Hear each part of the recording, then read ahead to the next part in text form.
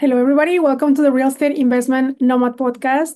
Today we are with Michael Cobb, and I'm excited to talk to you because it feels like we are in the same space of international real estate, and not that many people get excited about this topic, but there's a very nice little community that we always get excited about the topic, and also the path to transition from one country to the other. So thanks for being with us, and I would love to, for you to share about you specifically because you have a big journey and a longer journey than I do on international real estate space, especially even from your own perspective, and you cover certain countries that many people will be curious to learn more about. Sure. Well, Nathaly, thanks for having me on the program. I always love talking with people who are as excited about international real estate as I am, and I see your background says international real estate. So we are definitely on the same page. Yeah, I grew up traveling. I spent a lot of time as a child in Europe. My father would teach over there many summers when I was growing up, and so I had the real advantage and privilege, right? Truly a privilege to be able to spend a lot of time outside the United States as a child, and I became very comfortable in different cultures, right? Living and interacting and just being somewhere different. And so when I graduated from college, I got a job in the computer business in the Washington, D.C. area. But I continued to travel, and a very good friend of mine from college was going to Belize very frequently. He's a lawyer, and he was setting up asset protection trusts for doctors primarily, because Belize has incredible asset protection legislation. It's a financial services center, and this was going back into the early 90s. And one day he calls me up and he says, "Hey, Cobster, let's go to Belize." I'm like, "Okay." So we get on a plane, we go to Belize, have a great time. And I say, "Well, look, next time you're coming back, come again, whatever." So a few months later, we go back and we ended up buying two condominiums right there on the beach on Ambergris Key. And that was really the genesis of my offshore work experience, because goodness, Nathaly, this is long before Airbnb. This is 1993. Okay. There is no Airbnb. So we would run advertisements in the back of the Washington Post, a newspaper, the Pittsburgh Press, and so people would call us, and we would physically mail them the keys to the condo, like in the mail, like mail them an envelope from the keys, right? Anyway, so we did this for a while. But what we found out, Nathaly, was that there was no mortgage money. So I was in the computer business. My business partner was a lawyer. We had the ability to wire the developer. The prices were insane. It was only $100,000 for an oceanfront condo, right? I mean, it's silly cheap. Anyway, so we wired the guy the money, but he gave us a discount because we were willing to pay in full, right? Just send the whole amount up front. So we did, and we got them for $80,000 each. And so over the course of 1993, 94, we're going to Belize, we're having fun, and there's these three buildings next to the one we bought in that there's no construction, there are no workers, there's no nothing going on. And we were talking to the developer one day. We're sitting by the pool, and he walked by and said, "Jim, what's the deal? Why don't you finish these buildings? Why aren't you even working on them?" And he tells us that the most of the customers who come down, he has to finance them, right? So people come down and they might have, $30,000 or $50,000 to put down, but he has to finance the rest. And so we asked him if he would be willing to let us buy his paper, right? Just buy the mortgage notes from him. He didn't even think about it. He's like, "Absolutely." And that was the genesis of my very first business in Belize in 1994, was a mortgage company. We set up a mortgage company to help North Americans buy property then in Belize, now throughout the region. In 2003, we converted our mortgage company to a bank. So since 2003, we've had a bank in Belize, and we still provide mortgages. That's our primary business, but now we provide mortgages to people from the U.S., Canada, Europe, all over, but everywhere in Central America and the Caribbean. And so that's how I got my start. And we've gone into the development business. We do resort development. We also have a timber business in Panama. So we're really kind of in three very distinct businesses. But coming all the way back to the first point, we saw an opportunity to serve a consumer who was not being served, right? There was no mortgage money because the banks up here in the US in Chicago, where you are, in Shepherdstown, where I am, like they're not lending money on a condo or a property in Belize. And the banks in Belize wouldn't lend to foreigners. And so there was this big hole in the marketplace, and we identified it and we found a way to serve those clients. And I think that's really the hallmark of every entrepreneur, right? You find a need that needs to be served better or at all, and you find a way to do it. And that's what we did. That's amazing. And I believe that that's even, I mean, 30 years before even it was cool living abroad. And, COVID, during COVID, Yeah. people were like, maybe I'll move abroad, maybe I'll open my horizon and, what should I do? Where should I live if I work remotely? And this was like Yeah. literally like way before that. Way. From perspective, I mean, you have like very adventurous soul, and what made you, have the courage? Because some people get stopped on the fear of like, I don't know what's in the other side. Instead of thinking like an adventure, they think, oh, well, I don't know, maybe they read all this propaganda on the news and they get scared. Yeah. What made you back then, almost 20, 30 years ago, go through with the process without understanding too much? I mean, you're very knowledgeable. I think your background is in IT. And what Yeah. was the steps that you're like, okay, I was young and I just did it, or what would be kind of like what was in your mind back then that Um, many people should, get inspired about? Nathaly, I'm still young, okay? That's not really. But I feel young. I mean, thank Right, goodness. right. But Lively. I think you said the magic word, actually. You said adventure, right? I think that we've served thousands of clients now over the 33 years that we've been working in Latin America, thousands of clients. And I've met and talked with tens of thousands of people at different conferences. I know you were in Las Vegas to the global event. So I've spoken at their event over the years. I've spoken at many, many events. And and and the common theme, the thread that runs through people who come to these conferences, and especially the people who actually then decide to invest or move overseas, whatever it is a spirit of adventure.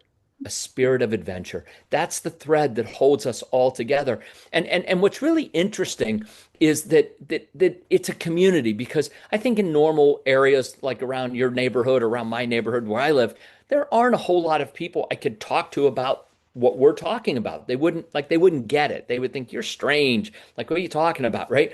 But this group of people who share this spirit of adventure become expats. That's a nice word we use a lot. People become expats. And I remember we lived in Nicaragua for 14 years, and across the street from us was a Korean family who had lived in Argentina for many, many years, several decades, and now they lived in Nicaragua, and they were expats, right? They were Koreans, right? And it was so interesting. You would think, well, how much do I really have in common with a Korean family? Well, actually, a lot, because they were foreigners who had lived in another country. We were Americans living in Nicaragua. And so this expat connection is real, and it's exciting, it's dynamic. And what I've found is that this spirit of adventure, people that come to these meetings and conferences or work in international real estate like you do, right? We share this excitement about the unknown. We share this curiosity maybe, and it makes this community fun to be with and fun to talk with, and the conversations are great. And so I feel very fortunate that I have been an expat. I have been able to work overseas to meet folks like you and Tamara and others who really have this spirit of adventure, who not only have it, but they live it. They live their spirit of adventure, and it's truly wonderful. Yeah. That's amazing. No, I think that's kind of the element number one when you are thinking about international real estate, having that open mind and the sense of adventure, because sometimes not everything is like back home, back home, let's say the US. And share more about like the places you've been as, an expat for how long, because many people might not be like, oh, I don't know if I will live for a year, but maybe I live for 3 to 6 months to start Yeah. trying things out without jumping, full on. But what would be the steps you recommend people to follow based on your experience as well? And you've been living abroad in different countries as well. Absolutely. Look, you're touching on a lot of the topics that I talk about in my book, because I think it's so important. I mean, the book's How to Buy Your Home Overseas, but actually the more important title is how to, oh, look at you on the bottom there, in the bottom in the orange, it says and get it right the first time, right? To Sure. me, that's the important element, getting it right the first time, because it can be expensive, it can be time consuming. And if you make mistakes, if you buy something you don't like, then you have to sell it again. And I mean, it's a lot of hassle and work and commissions and all that stuff, right? And so, what I talk about in my book is go slow, proceed with caution, right? There are all kinds of elements of due diligence and other things that really come to play. But at the end of the day, going slow, having an attitude of humility. Yes, we're adventurous. I mean, being adventurous means saying yes to things, right? So being confident is one thing, being humble is another. And I think those two things can really live together very, very well. You can be very confident. In fact, I would even say that the most confident people are also some of the most humble people, right? You think about like a kung fu master, right? And they can kick the crap out of anyone, right? But yet they never look like, they never talk like they're going to. They're very humble, but they are very capable, right? They're very confident. And so I think when we decide that we're going to do something overseas, we need a strong measure of confidence, right? The spirit of adventure is sort of behind the scenes. We need confidence, but we also need humility. And in order for humility to work, we have to go slow. We have to take our time. And so one of the things that we recommend, and I recommend this in all my conferences and all my presentations, is slow down, proceed with caution. And so one of the very simple things is rent before you buy, right? Rent before you buy. If you're going to move overseas, let me qualify this a little bit, Nathaly. I think there are two kinds of international property decisions. There are investments, which are head decisions. I'm going to look at the numbers. I'm going to look at the data. I'm probably going to go visit, whatever. But at the end of the day, like it's a data-driven decision. It's a mind decision. A lifestyle decision. Where do I want to call home? Right? Home is a heart, right? Home is all about feeling. It's, do I like my neighbors? Do I enjoy being at the swimming pool? Is there a great little restaurant or bar down the street that we love to go to? Right? It's a feeling decision. And so investment decisions can be made much quicker, not fast. I don't believe in fast decisions, but they can be made much quicker because it's an intellectual decision based on data. Lifestyle is a heart decision. And just like when you go to the store to buy a pair of shoes, and this has happened to me many times over the years, I see a pair of shoes, I think I love them. I buy them and I try them on.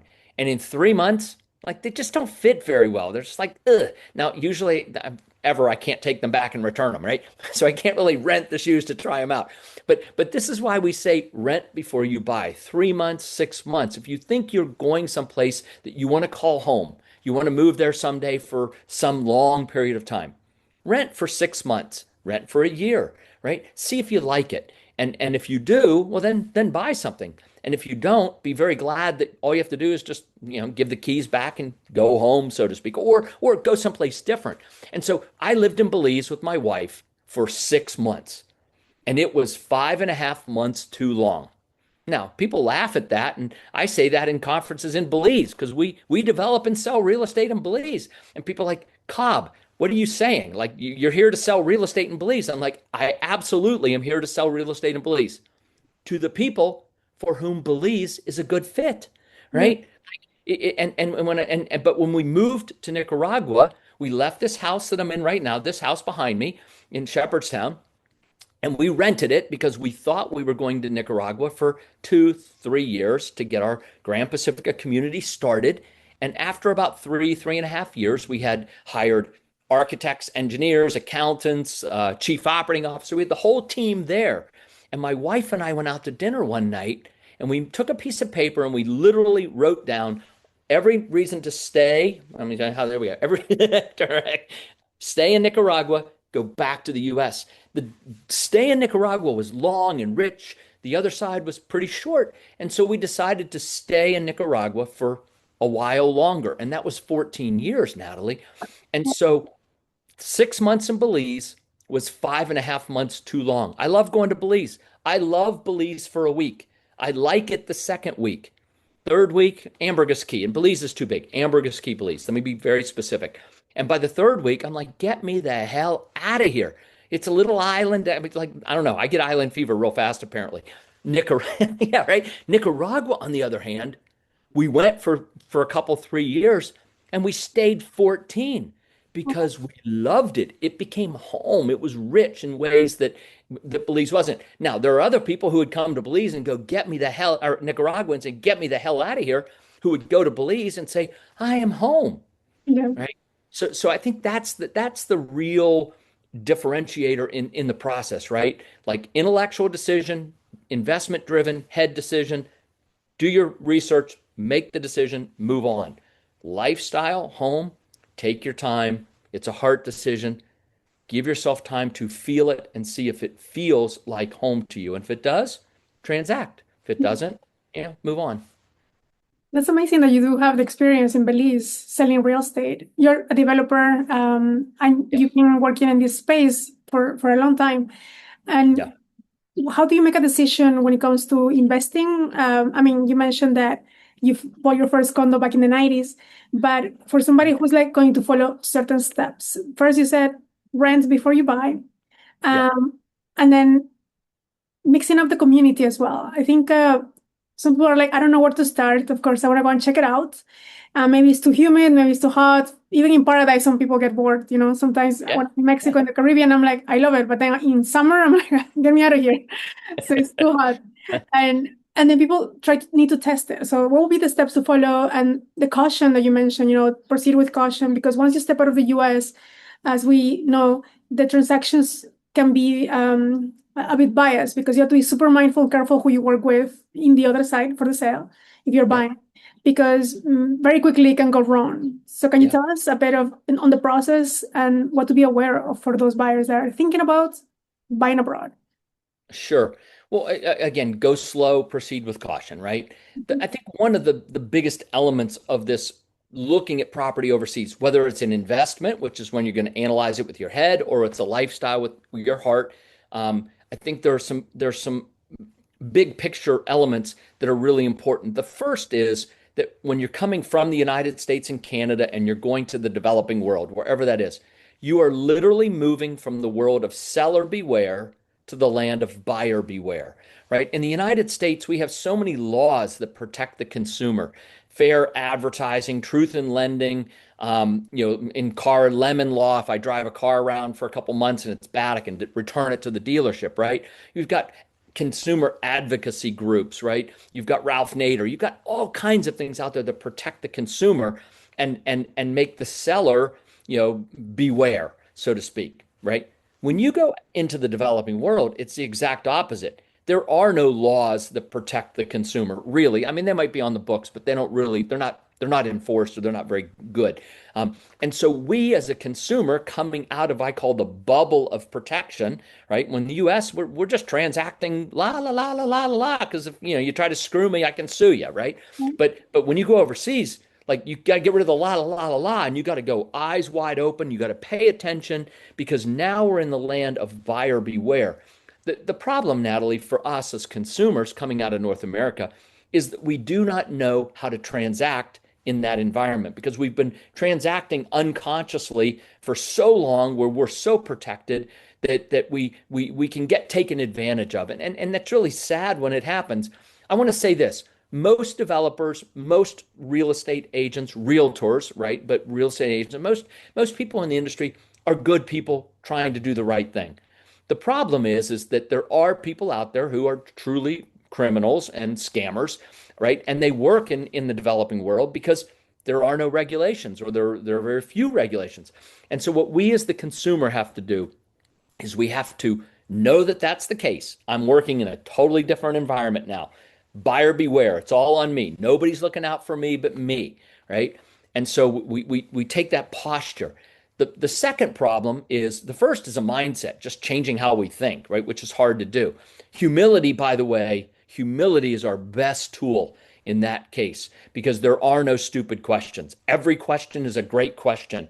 But the problem is we don't even really know what questions to ask because we've never had to ask these kinds of questions in the US or Canada when we're transacting real estate because somebody else has already thought about it. Somebody else has put a law or regulation in place to take care of it, right? And so in my book, I have 30 questions that we should ask before we buy property in the developing world. And these are questions that, again, we just probably wouldn't even think to ask. And I just give a couple examples. can you get to the property in the rainy season and the dry season? Because if you talked about not wanting to be in Costa Maya in the in the summertime, it's hot and it's humid, right? But if you were going to buy a piece of property in the Costa Maya, the time to do it would be August, September, October, when it rains a lot and the roads are at their worst condition, right? It's rainy season throughout Latin America. It's not just, all right. So I always say, if you're going to buy a piece of property, go in September. And if it's in different parts of the world, but go in the rainy season. I'll just say it that way. Go in the rainy season because you will know the worst the roads can be. And that's what you want to see. Because in the dry season, they're all nice and you can drive really fast on them, right? So, and that's when most people go. When it's cold in Chicago, January, February, March, people leave in Chicago and they're like, oh, this is great. Dry season, the roads are great. They buy a piece of property and then they go back in September and they can barely get there. Or maybe their car gets bogged down in the mud, right? So this happens all over Central America. And so, can you get there in the rainy season? That's a question we wouldn't have to ask. Is the house or condominium plumbed for hot water in all the bathrooms? Now, most modern new construction throughout Central America is plumbed for hot water in the bathrooms, but older construction, in many, even most cases, is not. Right? The bathrooms have cold showers, right? Well, I mean, they're not that cold, but for an American, they're cold. Like, hey, whoa, where's the hot water? I want hot water.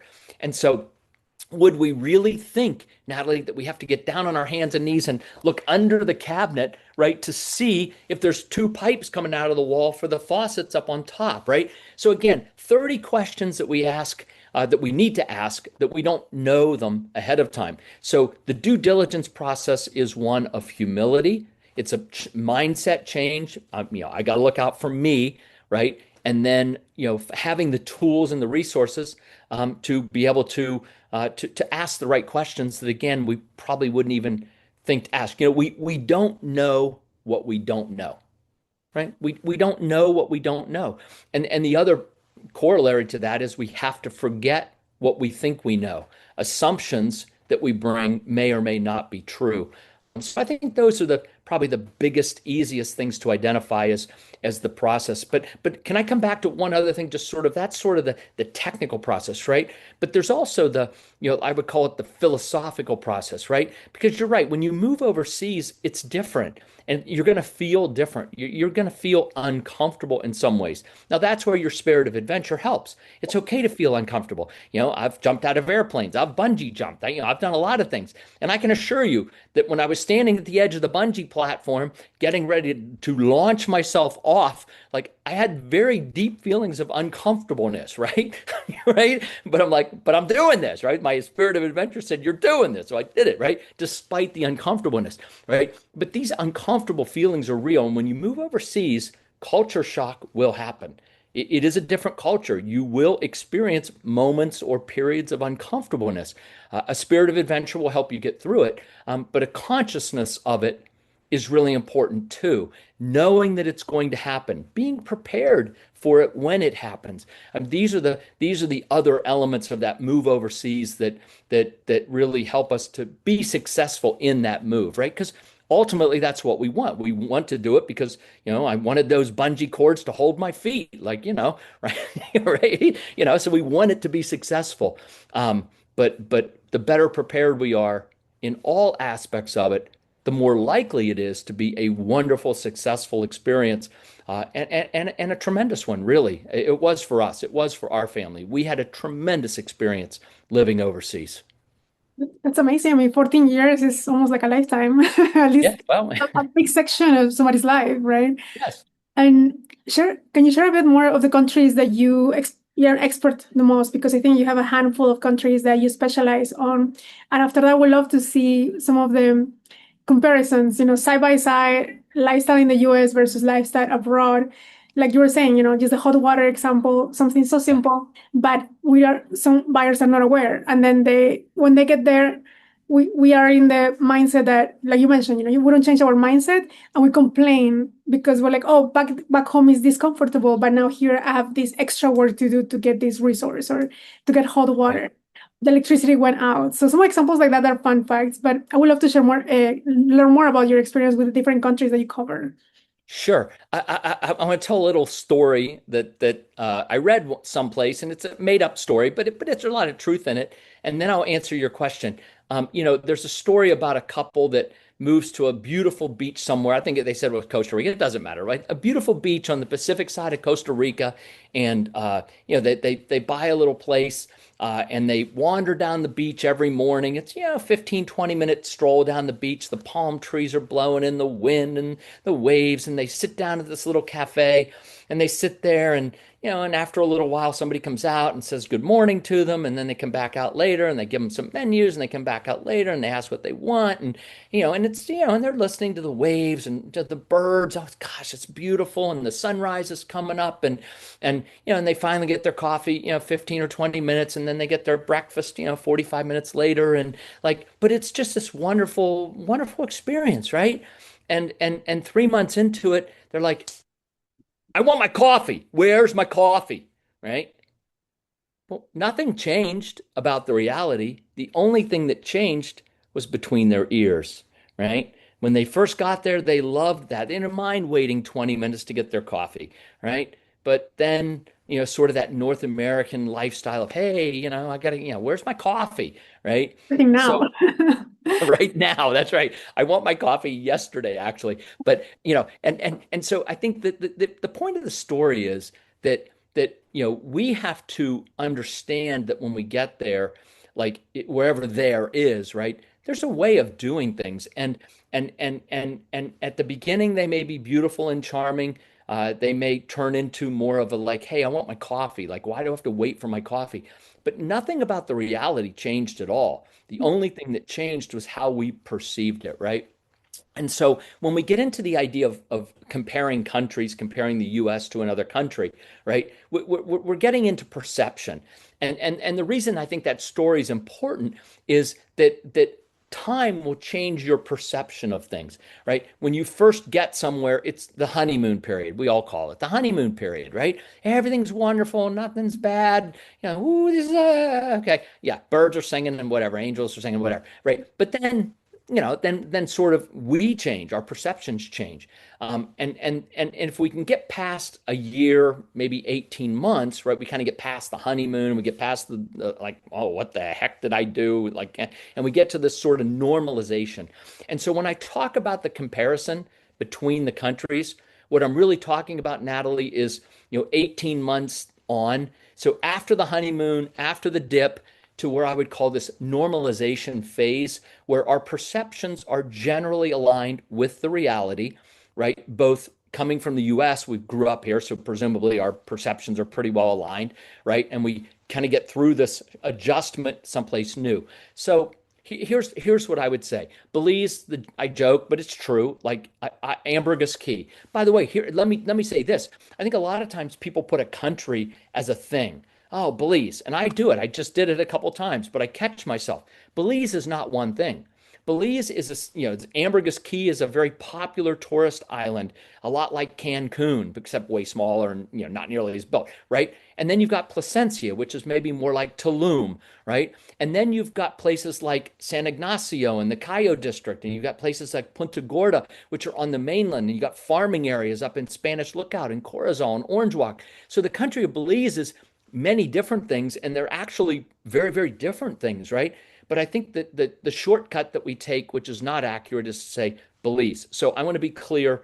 My comparison in this case is Ambergris Caye, Belize, where I lived for 6 months, and it's a small little island. It's 20 miles long, a couple miles wide. The top two-thirds of the island is pretty much empty, although it's filling up. So, like, my life was about, I don't know, 6 or 7 miles by 2 miles, golf cart only. And when I lived there in 1998 and 99, it was, I mean, the population of the island might have been 4 or 5,000 people. So now it's 25,000, right? So it's grown dramatically in so many ways. It was a small little island. It was a small town environment. And it's I don't know, it's Jimmy Buffett music. Sometimes people ask me, like, how do you describe the difference between Nicaragua and Belize, or Ambergris Caye, Belize, and the west coast of Nicaragua? I say, you know what? Ambergris Caye is Jimmy Buffett music and Bob Marley music. And I don't like either of them. I don't like Buffett or Marley. I just don't like that kind of music, right? I like classic rock and country music. And the Pacific coast of Nicaragua, same thing is true in Costa Rica and Panama. On the Pacific coast, it's very different. It's much more country music. It's you see cowboys, you see people on horseback driving cows, right? Somebody have to stop your car because they're cowboys taking cows across the road or down the road or whatever, right? And I like that. That feels good to me. Cost of living wise, Ambergris Caye is the most expensive part of the country of Belize. Uh, uh, but I would say that even there, compared to you're in Chicago, right? So it's not quite as expensive as New York and San Francisco, but I would say it's a lot more expensive than St. Louis, maybe, right? Chicago, St. Louis. I would say that the difference in price would be maybe half as much as living in Chicago. Um, Maybe a third less than say living in St. Louis. And when you go to a country like Nicaragua, it's the least expensive country in the region. We lived there for 14 years, and some things are expensive. Like you want to buy a new car, it actually costs a little bit more than a car in the U.S. costs because they put import duties and things like that. Gasoline's about the same price, but to eat organic foods, like if you, Nathaly, if you ran down, I call it whole paycheck. If you went down to Whole Foods or Whole Paycheck to fill up a grocery cart of organic fruits and vegetables and free range meats and hormone free cheeses, I mean, you'd be pulling out hundreds of dollars if you had a shopping cart full, right? One tomato is like $5, right? Like living in Latin America, living in the developing world, it's so inexpensive. We had a coffee sack. I mean, a coffee sack, okay? I mean, okay, we had a coffee sack of organic fruits and vegetables. We added, eggs and chicken and other things that they grew on this farm up in the cloud forest, right? We had it, this is insane. We had this delivered to our house every Tuesday morning. The fruits and vegetables part, the other stuff was extra, but a coffee sack of fruits and vegetables, organic, delivered to my home, $8. $8. Like, I mean, like Wow. I mean, that's two tomatoes at whole Yes. paycheck, right? I mean, right? I mean, so the quality of life was incredibly enhanced, and our cost of living was diminished by a factor of 10, maybe. I don't know. I don't know. I mean, it was insane so how inexpensive. And so when you talk about eating healthy, right? Living healthy, eating healthy, spending time outside, which we did a ton. We were at the beach all the time. We were in the cloud forest, right? I mean, eating out for dinner, you could like there was a restaurant, this five-star restaurant. So this guy, a chef from Europe, he had trained at the Cordon Bleu, had worked in Switzerland and France, truly a Michelin like top of the line chef, married a Nicaraguan lady. She wanted to go home, so they came back to Nicaragua. He opened up this restaurant that would have blown away any restaurant in Europe. It was that kind of a restaurant.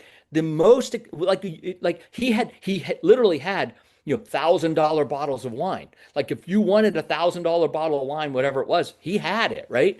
But like the most expensive appetizer, 8, 9 bucks. The most expensive entree, 20, 25 bucks. Like you could drink $1,000, right? But you could not eat $50. There was no way you could eat $50, right? In this restaurant that would have cost 10 times $500 anywhere else, right? And so I think these are the kinds of things that people hear, the stories people hear, and they're real. These are the reasons that people go, but far more important, Nathaly, things like this, the lifestyle, the various elements of it are the reasons people stay. You talked about a lifetime a minute ago. I raised, my wife raised, whatever, mostly her, not me. Anyway, we have two daughters. We took a 2-year old with us when we moved to Nicaragua. We had another little daughter, and they actually trained with Nicaragua's prima ballerina. The woman trained in Cuba and in Russia. She danced with the Marinsky. Then she came back to Central America. She danced all over Central America and Latin America. Prima ballerina. And then she got old. I mean, she probably hit like 35 or something. I don't know, not very old, but ballet, you're old at 35. Yes. So anyway, she started a school, and this is where my girls took ballet class, and they received world class ballet training. For it's the amount of money was just insanely inexpensive. It would have cost me 50 times more in the U.S., right? But now today, both of my daughters are professional ballerinas. My little one, she's at the San Jose New Ballet of San Jose, California, and my oldest one is a soloist at the Ballet Theater of Maryland. And so, their career, right, was a direct result of being able to have this kind of training and time and personalized attention from one of the best ballerinas in the world in her day, right? So again, like some of this stuff's just hard to even fathom. If you're sitting up in Chicago or wherever, you're like, what? Like, yes, this is the real deal. This is what really happens, and it's what makes people who become expats so, I don't know, emphatic or so evangelistic, right? Sometimes people are like, Mike, you're like an evangelist about this stuff. I'm like, yes, because it's so awesome. Yeah. No, that's awesome. And everything you're saying, I'm like, yes, nodding because You know, I mean, like being abroad, I think I've been abroad for 5 years, on and off, Mexico and other countries. But you see that and you're like, wow, how am I in the US, eating unhealthy foods that you're even trying to eat organic and everything. And then you spin your wheels because you have to make more money to spend more money on healthy things that you would have done otherwise. So the opportunity of being a digital nomad, I think, is huge these days after COVID. yeah, And I think you mentioned a little bit of that, but I think you've been living this lifestyle for a while before even it was cool. You only became cool maybe 5 years ago, right? When I started this lifestyle. uh, So, and the quality of life, I think, is something that we cannot put an amount on it, but the value that you get, you feel healthier, your body lasts longer, you understand what is being in contact with nature, eating good foods for for lasting longer, right? Like just the yeah, longevity everybody talks healthier. about. And we take it so granted over there. But once you live in two different places at the same time, like maybe you were doing when you were in Belize, I think that gives us the realization, that there's a flexibility in the mindset that we can have also, that you don't have to full time move there, but you can still enjoy, part of both worlds or more than one place. What are the countries that you cover right now, and what are the characteristics of each of them for expats that they will consider? Because Yeah. you do have, I think, four on your website, and I would love to share more about what you do professionally on how you help expats move abroad, and what Yeah. are the four locations that you prefer or you recommend most? Sure. Well, look, we kind of touched on Belize and Nicaragua, and we work in Costa Rica as well, and we work in Panama. Mhm. I guess let me just say that one of my businesses. So we have our formal business, which is the banking business, the real estate development, and then the timber business. I can talk about the timber business because that's Panama. But personally, I also do consulting for people who are looking to make investments overseas, Okay. right? I do due diligence work. I just helped a group of buyers in Honduras who are looking to make some significant acquisitions of properties there and build some homes. They hired me to, go and look at it, meet the developer, look at the project to make sure that like it checked all the boxes because they recognized that they didn't know all the questions to ask and that I knew most, not all, nobody ever knows all the questions, but most of the good ones, right? And so I did that work for them. I've helped investors when they're getting ready to do development projects, do a business analysis. Well, does this meet a consumer demand in the United States, Canada? Like who's going to buy this? Who's going to use this service? And then how do you actually build that in the country that you're in? I've worked with some folks in Panama. I've worked with some folks in Mexico as well over the years on that. So I do a lot of consulting. I have a group of folks that help me with that. Mhm. Um, because at the end of the day, every time somebody has a great experience, right, the ocean tides lift all of us up, right?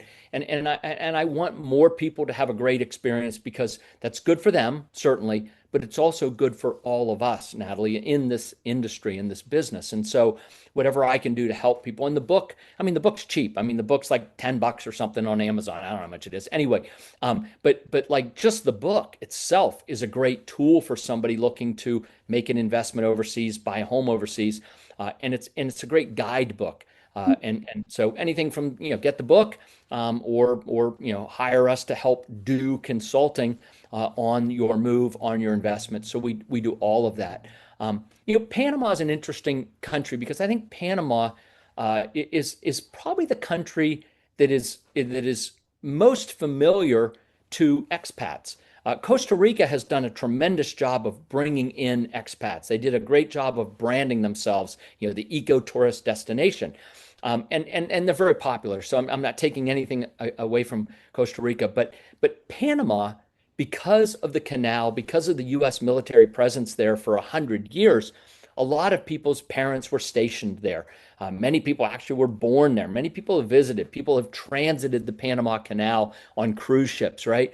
And so there's this incredible familiarity with Panama and a real sense that it's safe, it's stable, and so people take a good look at Panama in a way that they don't really look at, say, a country like Nicaragua or Belize, even Mexico. By the way, I think Mexico gets a horrible.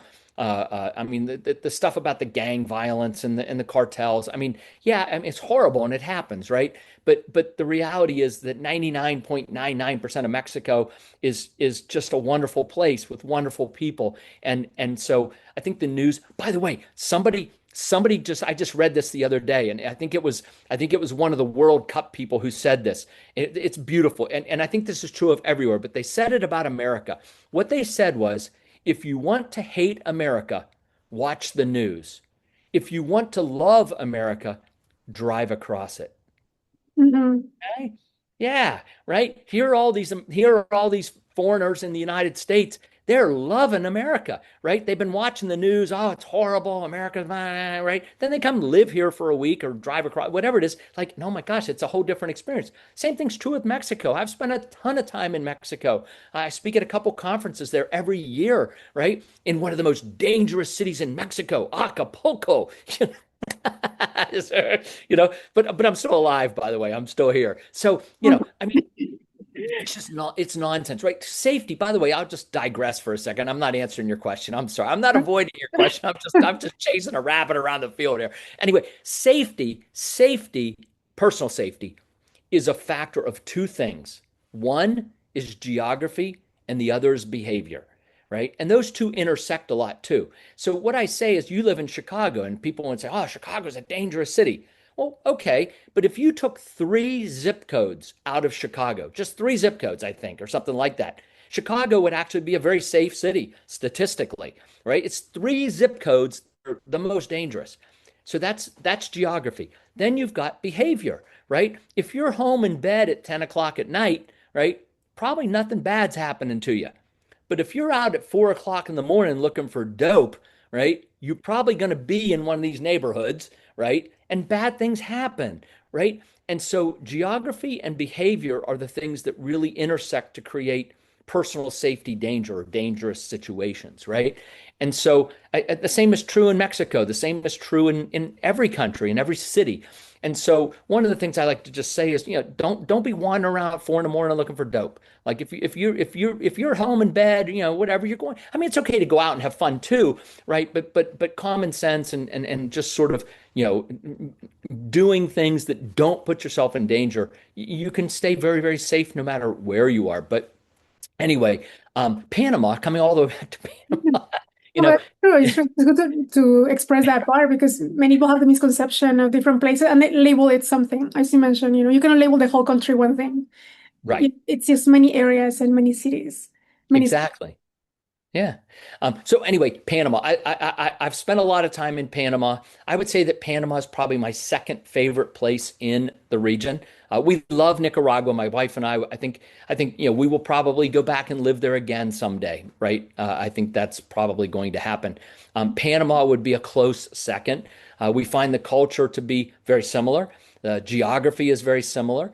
And the feeling you get with the people and just the broader aspects of life there are very comfortable to us. We like it. And so, as a business jurisdiction, Panama is phenomenal. We have our teak business, our timber business there. 27 years ago, we planted 100 acres of teak trees, and we just said we'll figure out what to do with it, 25 years from now. And that was 2 years ago, almost 3 years ago now. And we've built a sawmill. We're producing lumber. We're producing some finished products. By the way, here's our latest finished product, a beautiful teak cutting board, hot off the presses from our production facility in Panama. And we tie this this Teak and this production to Residency because, Nathaly, a lot of people are worried about what's happening in the U.S. They see the political issues, the social issues, and even the economic issues, inflation and debt. Like a lot of people are saying, I need to get out, or I want to be prepared to get out. Maybe I don't need to get out today, but I want to be prepared. And Panama offers truly the best second residency in the world. It's inexpensive, it's fast to get, but most importantly, it's easy to keep. It's you only have to visit Panama one day every 2 years to maintain a permanent residency there. And we've helped about 600, maybe 650 people now obtain a residency in Panama through ownership of teak farms. We've now planted maybe 700 acres of teak, and we've helped people do that to acquire residency there. And it's under $30,000. And so a lot of the golden visa products around the world are hundreds of thousands or millions of dollars, right? I mean, Portugal is 500,000, Malta's €1 million, right? I mean, Dominica is maybe at $250,000, right? So you've got all these big numbers. And so all of a sudden you can get the same kind of peace of mind, really, is what you're buying. You're buying peace of mind for under $30,000, and you own a half an acre of teak trees, a teak farm in Panama, which is a great investment, by itself, right? And so that's really our third business is the timber and teak business. And now with our sawmill producing lumber and finished products, putting those into the U.S. market now as well. So we've really got businesses in strong businesses, operating businesses in three countries. But I would say that Nicaragua is our favorite to live in. Yeah. Panama is probably our favorite to do business in. Mhm. Belize is not bad to do business in, actually. We're building a Marriott Resort hotel on the water in Ambergris Caye right now. And so, for people who want to have, a vacation property, it's a Marriott, right? It's a beautiful Marriott Resort, 200-room hotel right on the water. And so, again, for the person who wants that product, wants that investment, it's a great one. Would I want to live in Ambergris Caye again? No way in hell am I ever living in Ambergris Caye again. Not happening. But I do own several of the Marriott residences because as an investment, I think it's a phenomenal investment. Mhm. So again, head decision, heart decision, very different things. Mhm. And that's great that you mentioned, the purpose for each of the locations, because sometimes people are like all in one country and then it's like expecting everything from your partner, right? Like you want them to be your therapist, your, best friend, your lover, but you can diversify too. It's not like you have to be married to one country only as an expat. You can check a few and see what works best for that specific purpose. Correct. You mentioned the resort living, and I did see that on the website. Um, can you share more about that and also the community? Because you're big in community Yeah. building, to get more people into the circle from the investment lifestyle. What if I decide to live there and if I don't know anybody? Sometimes many times happens that I don't want to go there alone, or it's just me and my spouse. Can Right. you share more about the resort living part? Because I think that will be very exciting for more people to understand. Yeah, absolutely. I think one of the things, and by the way, I'm going to throw in also digital nomads because you've mentioned it a couple times, and now people really have many people have the flexibility to work from home. I mean, home can be anywhere, right? If you have good internet and phone service, and so what we're really seeing is a lot more people entering this market of shorter, medium-term stays, right? From a month to a year kind of thing, right? 3 to 6 months is your typical digital nomad.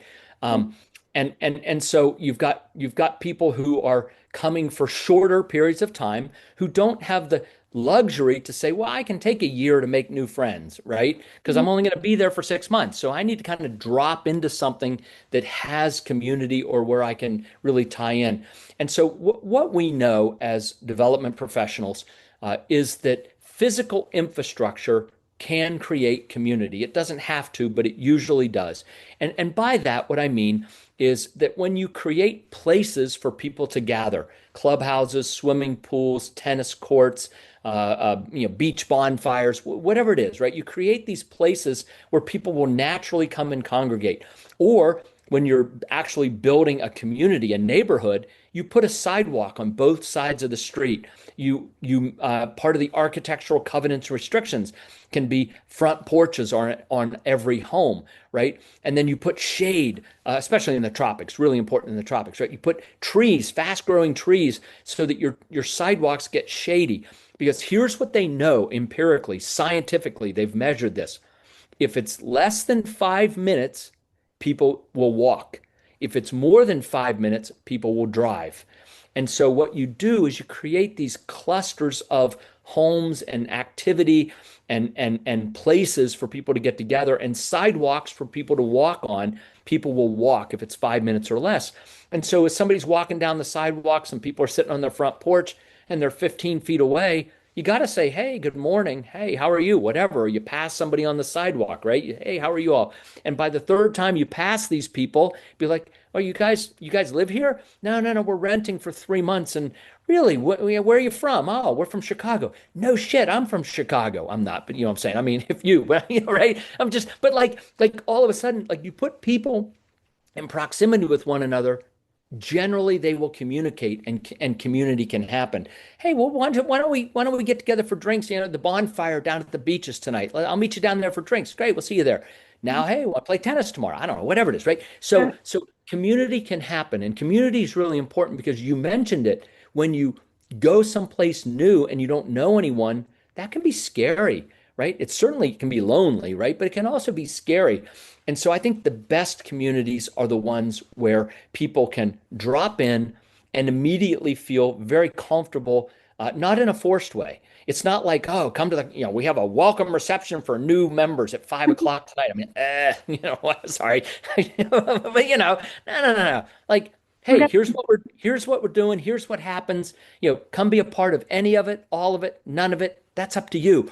But when you make it available, it's like a buffet, right? When you make it available, people will come and pick what they want, and they'll line up with other people who kind of pick the same kinds of things. So, yeah, community is super important, and for quality of life, right? We talked about the food, we talked about the health, right?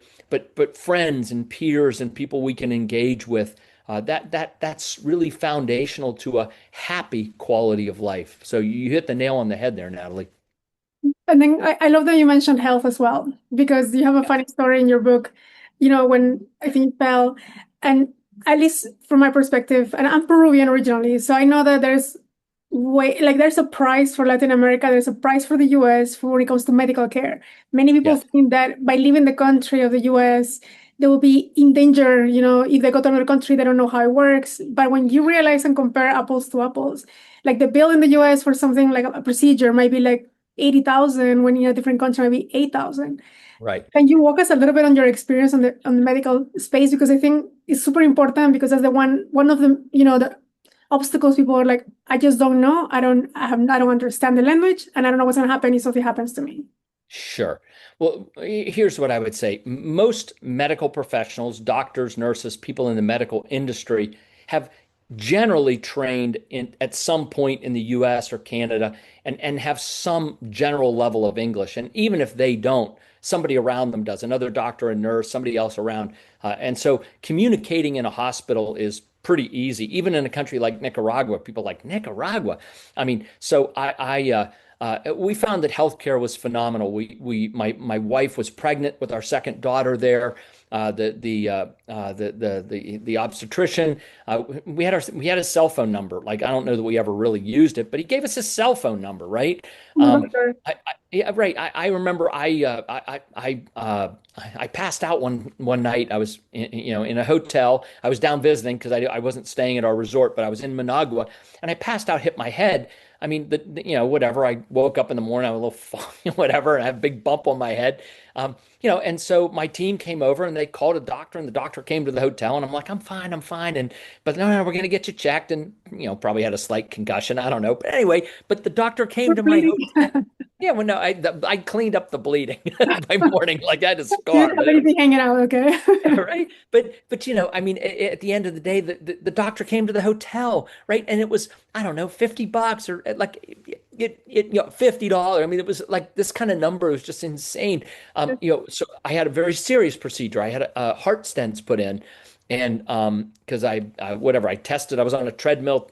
By the way, I would every couple years, I mean, every 2 or 3 years, I would go in for this executive physical, right? Which would be $10,000 in the US, running on the treadmill, EKG, ultrasound, endoscopy, colonoscopies, like the whole day. I was in the hospital the whole day doing all these procedures. And it was white gloves. Somebody would walk me from place to place all day and whatever and feed me and right? And I don't know, it was like 2 grand or something. It was just insanely inexpensive.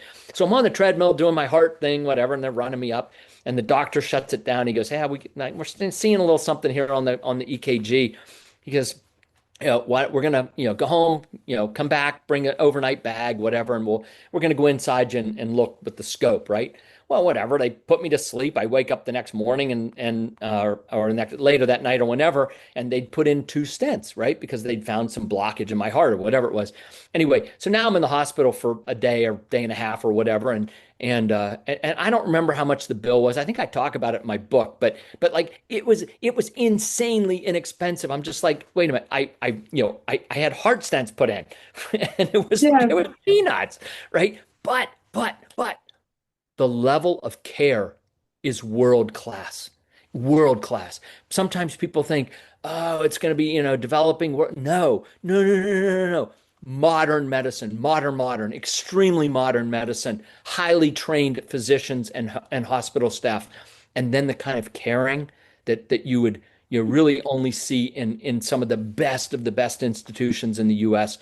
From a care perspective. So yeah, super inexpensive, very modern, and very caring. So hate to say the medical experience was a great experience, but all things considered, it was a great experience. I'm still here, so it must have been a great, very grateful. Yeah, very grateful. No, thanks for sharing that story because I Yeah, think, the medical field in the US is a whole business, and sometimes it's not pro patient. It's all about, in my perspective, corporations, and they need to make money, but then it comes to a point that you're like, okay, enough is enough. You need to take care of the humans first. And I feel like when you go to different countries, they do try to see the holistic part of the health and how you can, get off meds before you even get into meds. So they exhaust all the options before you even have to take like a medication that will be having side effects. Well, here is the first thing they do. They prescribe you right away. And the antidepressants, they're like passing out like candies. So you yep, can see right away like the level of, you know, when a country really cares about their citizens and they apply that to the medical field, and how, healthy that country is or how sick that country is just like what makes the world difference. Of course, it goes yeah, from food to the, medical care, but I feel like in the US it's gone too far on the business side of things, and patients are, I will say, like, they don't have the best care. I mean, they do have all the machines and all the tech, but when it comes to actually seeing the human, for how you can heal, sometimes even your own body heals, that is not even seen here. Like, yep, it's not considered. And in other countries, I like that, to having that second opinion sometimes in different countries. If I have something, a procedure, like my sister was yeah, going to get a knee surgery. It wasn't emergency, it wasn't needed, but when she went to the alternative medicine route, she didn't end up getting the surgery. hmm, And they did acupuncture, they did massaging, they did electric something, but yep, it went from like, you getting cut here right away. And this one is like, no, we'll work on this until we exhaust all the options. And I think that's the most important thing, to having that consideration, that sometimes we think like, oh, the US has the best care, which probably we do too, but there's also options that with right. even the bill seems like very tiny compared to the how it gets inflated in the US, because everybody needs to get paid, That's in right. the system. But if here you just go directly to the source, you're like, okay, it's maybe $150, not $15,000. Exactly. Right. No, I think you understand that very well. You said you're from Peru. I'm Peruvian, yeah. How long have you lived in the United States? It's been 20 years. 20 years. Yeah. Okay. But you're an expat. I'm an expert here, and I'm an expert in Mexico now. Fair enough. Yeah, exactly. Right. But having Right. that base, I think, my mom always tells me, go to the doctor holistic first before you buy into too fast and what the doctor here is telling you. And Yep. sometimes maybe that's good or bad, but sometimes I'm stubborn when it comes to getting treatments here in Yeah. the US.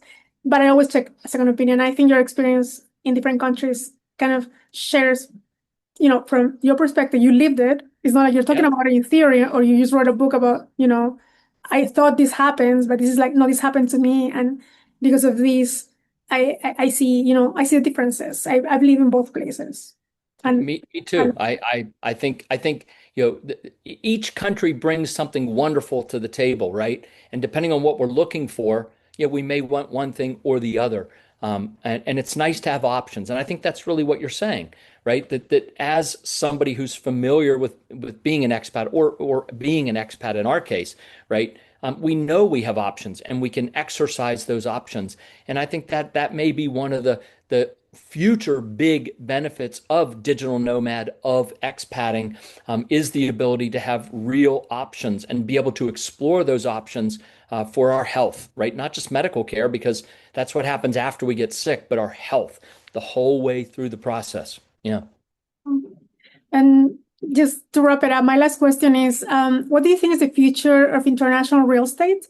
I mean, things have changed the last 5 years. More people Yeah. are open to it. Before it was a little more taboo, more like for the adventurous souls. What do you think is the future from now on, 2026 going forward? More people, considering options of having two citizenships, two residencies, moving abroad, having a plan B. How do you see the next few years playing out? Seen the number of people from in the last 10 years, about 1 in 10, I think it was 11% of the US population would have considered moving overseas, 10, 12 years ago. Today, that number is 20%. So the number has doubled in 15 years, the number of people who would consider living overseas. I read a powerful statistic. It was a Gallup poll from December of last year, 2025. It said 40% of women between the ages of 18 and 44, so 18 to 44-year-old women, right? 40% would leave the United States today if they had a clear path to do so. I mean, like this is that. So the answer to your question is, I think we're starting to see this real awareness opening up in society about the positive reasons to go. There's always reasons people want to leave, like the political stuff, the social stuff, maybe the financial stuff, right? There's always a lot of reasons, people are looking to run away, right? And that's been there for a long time, and I think that'll continue to be there for a long time. But what's happening now more and more is that people are beginning to focus on the running towards the good things. What do I want to get from this? Not what I'm trying to get away from, but what am I trying to run towards? The good things, the quality of life, the health, the cost of living. And so the data, the hard data from the surveys, but also in the number, I'm not sure I'll get this right, but I think last year, 2025, was the first year in decades, and I don't know how long, 30, 40, 50 years. It was this big, long period of time where more people left the country than entered the country. First time in decades. Now, a lot of it was people, fear of ICE and moving back and, that kind of thing, right? But there were a lot of, American-born citizens, right, that were, not immigrated to the United States. A lot of these folks are leaving, but the data is pointing to more and more people wanting to look at overseas options. And so I feel very optimistic, Nathaly, about our industry. I think more and more people are going to be going overseas. And so people are going to need people like you and me as trusted guides in this process. You do a great service to your clients. You help them understand what's happening, why it's happening, and how to make better decisions. And it's what we do. And so Tamara and others, right? People in the global space in the various real estate associations around the US. I work a lot with the Main Street organization. I've done a little bit of work with Chicagoland as well. And so there are people in the industry, the real estate industry, the development industry, who really are acting as excellent stewards of this global growth. I love working with you. I love working with the folks in the various associations, and I hope we get to do more of this. Okay, really.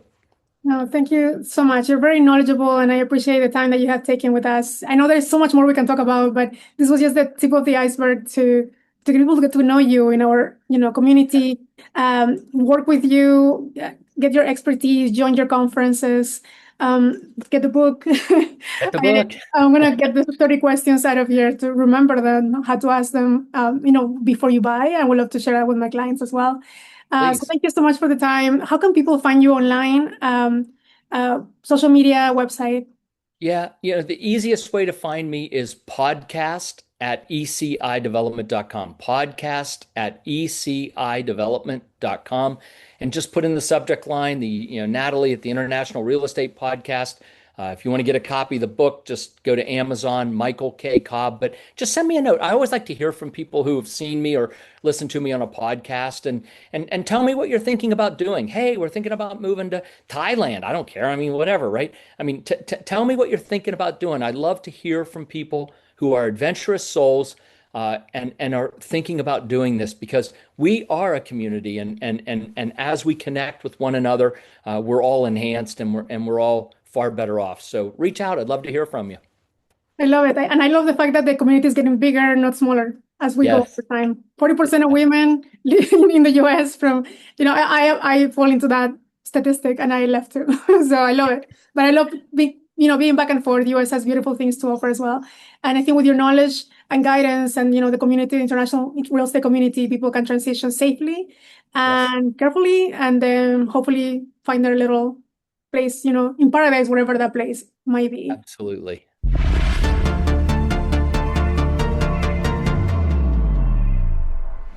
Thank you for joining us on the Real Estate Investment Nomad podcast. I hope today's episode has inspired you to explore new horizons in global real estate. Remember, the world is full of opportunities waiting to be discovered. And with the right insights, you can turn those opportunities into successful investments. If you enjoyed the show, please subscribe, rate, and leave a review. Your feedback helps us bring you the best content possible. Don't forget to follow us in social media for more resources and updates. Until next time, my friends, this is Nathaly Salas, encouraging you to think big, invest globally, and transform your real estate journey. Safe travels and happy investing.